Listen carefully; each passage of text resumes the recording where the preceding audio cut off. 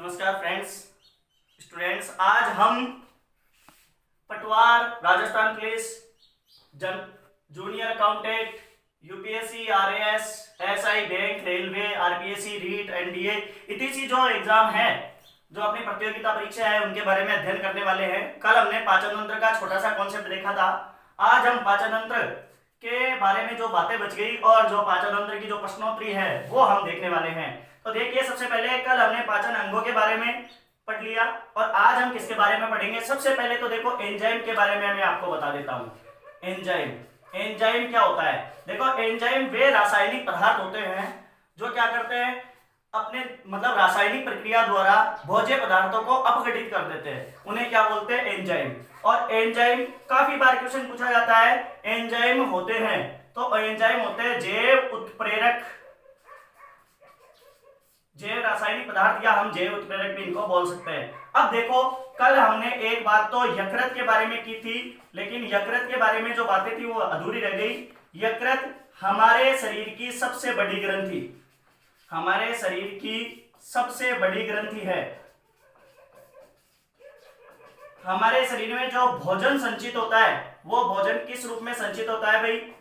Glycogen के रूप में संचित होता है। ग्लाइकोजन के रूप में हमारे शरीर में भोजन संचित होता है। वो किस रूप में होता है? ग्लाइकोजन के रूप में। और वो कहां संचित होता है? यकृत में। यकृत, इसे लीवर भी बोलते हैं इंग्लिश में, लीवर।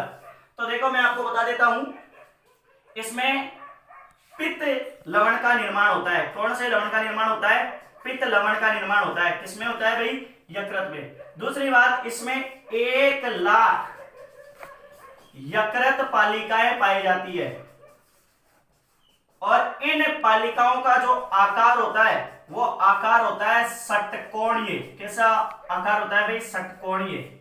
अब देखो, बात करते हैं, पित्त का निर्माण तो कहां होता है? पित्त लवण का निर्माण तो होता है यकृत में, लेकिन पित्त एकत्रित कहां होता है? तो इसमें देखो, एक संरचना होती है जिसको बोलते हैं पित्ताशय। तो पित्त एकत्रित होता है कहां भाई? पित्ताशय में। चलो, एंजाइमों के बारे में पढ़ रहे थे, तो अब मैं आपको बता देता हूं, एक तो कार्बोहाइड्रेट पाचक, एक बता देता हूं प्रोटीन पाचक, और एक हो जाएंगे आपके पास में वसा का पाचन करने वाले एंजाइम। तो देखिए, कार्बोहाइड्रेट पाचक,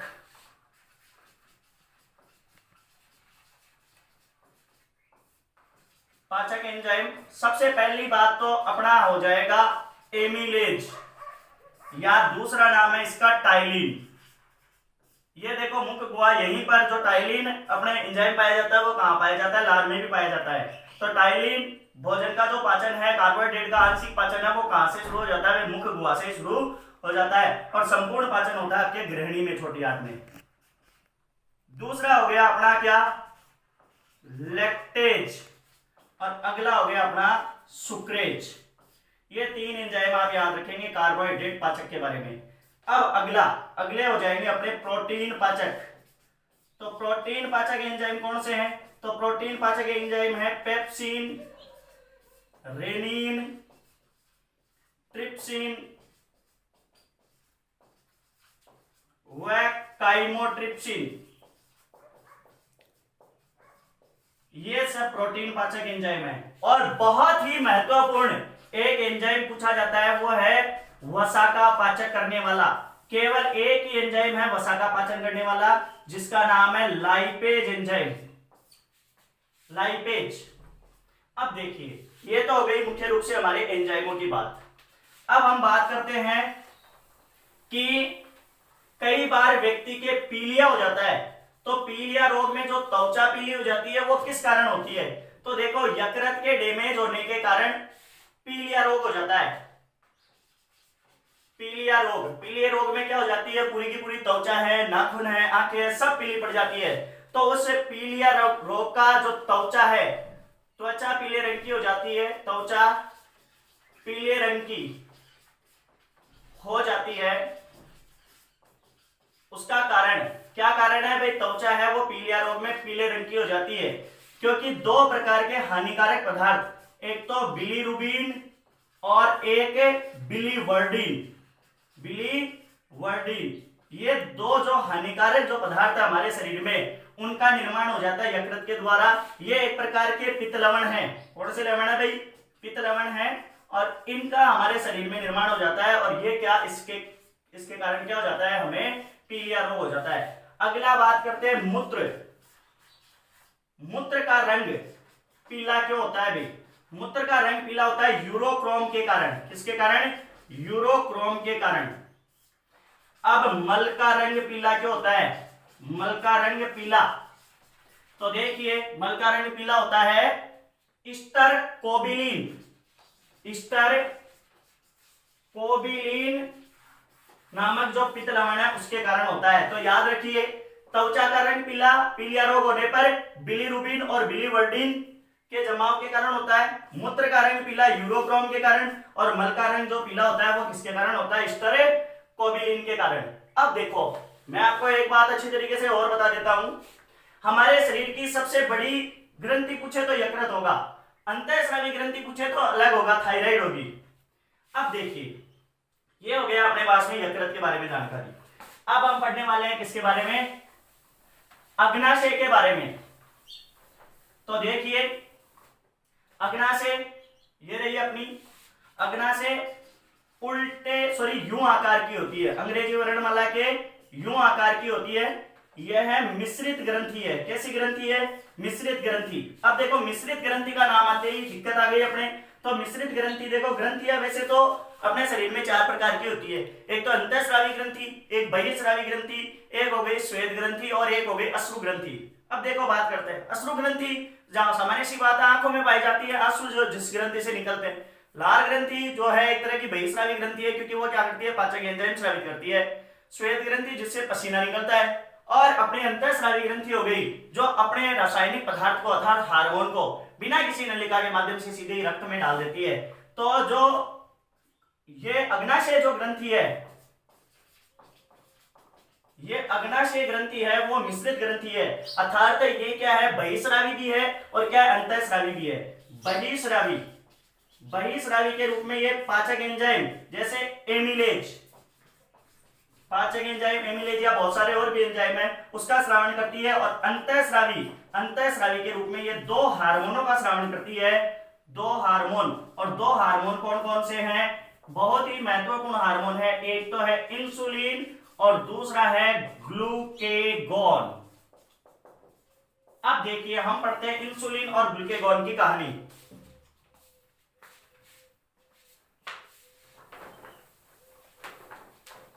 देखिए, आपने सुना होगा मधुमेह रोग। कौन सा रोग सुना होगा आपने? मधुमेह रोग। तो देखो, मधुमेह रोग है डायबिटीज, जिसको सामान्य भाषा में बोलेंगे। मधुमेह रोग किस हार्मोन की कमी से होता है भाई? इंसुलिन हार्मोन की कमी से होता है। इंसुलिन हार्मोन की कमी से होता है मधुमेह रोग। इंसुलिन और ग्लूकेगॉन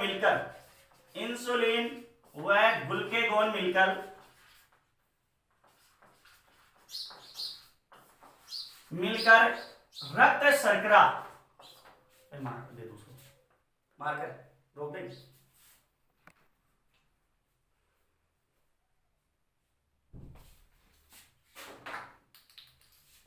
हाँ देखिए, इंसुलिन और ग्लूकेगॉन दोनों मिलकर रक्त में शर्करा की मात्रा को नियंत्रित करता है। अब रक्त में शर्करा कौन सी हो गई? रक्त में शर्करा होता है ग्लूकोज। देखिए, ग्लूकोज के बारे में मैं बात बताऊं तो ग्लूकोज C6H12O6। बहुत सी बार क्वेश्चन यहां से भी पूछा जाता है कि ग्लूकोज में कार्बन, हाइड्रोजन और ऑक्सीजन का अनुपात बताइए। तो देखो 6:12:6 कैंसिल आउट हो जाएगा, तो 1:2:1 आ जाएगा। तो देखिए, अब मैं आपको बता देता हूं किस तरीके से ये नियंत्रित करता है। तो देखो, जैसे कई बार हमें ऐसा लगता है कि हम कहीं गए हुए हैं और खाने के लिए हमें कुछ नहीं मिला बहुत देर से, और हमें भूख तो लगी हुई है, लेकिन उस समय खाने के लिए कुछ भी नहीं मिलता है, तो ऐसा लगता है कि हमारी भूख मर गई। वास्तव में वो भूख मरती नहीं है। देखो क्या होता है, जब हम भोजन करते हैं और भोजन करते हैं तो भोजन आप जानते हैं किस में बदल जाता है भाई? ग्लूकोज में बदल जाता है। अब ग्लूकोज से अतिरिक्त जो ग्लूकोज है हमारे शरीर में, एनर्जी जो बच गई ग्लूकोज के रूप में, उसको जो इंसुलिन है वो ग्लाइकोजन ग्लाइकोजन के रूप में यकृत में संचित कर देता है। कहां संचित कर देता है भाई? यकृत में संचित कर देता है। अब देखिए, ये जो ग्लाइकोजन है, जब हम भूखे होते हैं और हमें खाने के लिए कुछ देर के लिए कुछ भी नहीं मिलता, ये जो ग्लाइकोजन है ये हमारे शरीर में संचित रहता है और इसे ग्लूकेगॉन है वो वापस किस में बदल देता है? ग्लूकोज में बदल देता है। और इस तरीके से हमारी भूख है वो क्या हो जाती है? शांत हो जाती है। तो मधुमेह रोगी को किसका इंजेक्शन दिया जाता है? इंसुलिन और ग्लूकेगॉन का इंजेक्शन दिया जाता है। अब देखिए, पाचन तंत्र से संबंधित प्रश्नोत्तरी। सबसे पहला क्वेश्चन, निम्न में से आहार नाल का प्रारंभिक भाग कौन सा है? तो निम्न में से आहार नाल का प्रारंभिक भाग देखो, ग्रसनी, आमाशय, मुख गुहा, ग्रक्षिका। तो मुख गुहा, क्योंकि मनुष्य भोजन को मुख गुहा से ग्रहण करता है। दूसरा क्वेश्चन, निम्न में से कौन सा एंजाइम वसा का पाचन करता है? तो देखिए, लाइपेज, एमिलेज, लाइसोजाइम, रेनिन। तो आपके पास में लाइपेज जो एंजाइम है वो वसा का पाचन करता है। एमिलेज कार्बोहाइड्रेट पाचक है। लाइसोजाइम ये देखो अश्व ग्रंथि में पाया जाता है, लार ग्रंथि में पाया जाता है, प्रतिरोगाणुनाशक है, प्रतिजीवाणुनाशक। और रेनिन है वो अपने किसमें पाया जाता है भाई? रेनिन पाया जाता है आमाशय में, जो दूध का पाचन करता है। तो मैंने चारों एंजाइमों के बारे में आपको बता दिया। इसका जो आंसर सही होगा वो होगा लाइपेज एंजाइम। अगला देखो, निम्न में से कौन से दांत मांसाहारी जंतुओं में ज्यादा विकसित होते हैं? तो रदनक दांत है वो ज्यादा मांसाहारी जंतुओं में विकसित होते हैं, क्योंकि ये किसका कार्य करते हैं भाई? चीरने फाड़ने का कार्य करते हैं। अब देखिए, निम्न में से पाचक ग्रंथि है, तो यकृत हमने पढ़ी, लार ग्रंथि हमने पढ़ी, अग्नाशय हमने पढ़ी है। तो उपयुक्त सभी सारी ग्रंथियां वो क्या है? पाचन ग्रंथि है। मधुमेह रोगी किस हार्मोन की कमी से, मधुमेह रोग किस हार्मोन की कमी से होता है? तो इंसुलिन, थायरोक्सिन, पैराथायरोक्सिन या इनमें से कोई नहीं। तो इंसुलिन अभी हमने पढ़ा था, अग्नाशय ग्रंथि द्वारा इंसुलिन हार्मोन स्रावित होता है। बड़ी आंत से छोटी आंत के जुड़ने का स्थान को क्या कहेंगे? तो जुड़ने के स्थान को सिक्कम कहेंगे। कल मैंने बताया था, ये देखो उल्टे यू आकार की आपकी बड़ी आंत होती है और इस बड़ी आंत से इस स्थान पर जहां छोटी आंत और बड़ी आंत जुड़ती है उस भाग को हम क्या बोलते हैं? सिक्कम।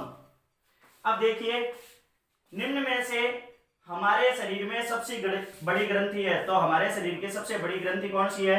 यकृत। अगला देखो, निम्न में से मिश्रित ग्रंथि है, तो मिश्रित ग्रंथि कौन सी हो गई भी? अग्नाशय। अभी हमने पढ़ा था, जो अंतःस्रावी भी ग्रंथि है और बहिःस्रावी ग्रंथि भी है।